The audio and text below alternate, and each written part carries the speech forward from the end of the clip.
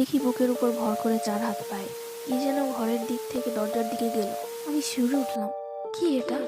রাত 12টার পর থেকে ফজরের আগ পর্যন্ত ডেভিল আওয়ার বা এমন একটি সময় চলতে থাকে যে সময়টিতে এভিল স্পিরিটস, এন্টিটিস, জিন এইসব অনেক পাওয়ারফুল আর সক্রিয় থাকে। ঘটনাটি আমার সাথেই ঘটেছে খুব রিসেন্টলি, এই গতকাল ভোরের কথা। তখন বাজে 4টা থেকে 4:30 সামথিং। রাতে প্রায় আমার ঘুম আসে না, নাহলে অনেক দেরি করে ঘুম আসে। তো ঘরে সবাই ঘুমাচ্ছে তখন। আমি কিচেনে লাইট অন করে বসে আছি আমার বিড়াল জিমির সাথে। যেহেতু শীতকাল আবার ভোরবেলা, আশেপাশে সব একদম চুপচাপ, নীরব। আমার চোখ পড়ে কিচেনের দরজার দিকে। আমি দেখলাম একটা সাদা 4 হাত পায়ে ভর করা ফিগার, খুব একটা দেখতে এরকম, যেটা 2 সেকেন্ডের মধ্যে এই পাশ থেকে ওই পাশে আমাদের মেন গেটের দিকে ছুটে চলে যায়। আমি হঠাৎ প্রচন্ড শিউরে উঠলাম, কিন্তু এরপর ভাবলাম সেটা হয়তো আমার সাদা বিড়াল সিম্বা হবে।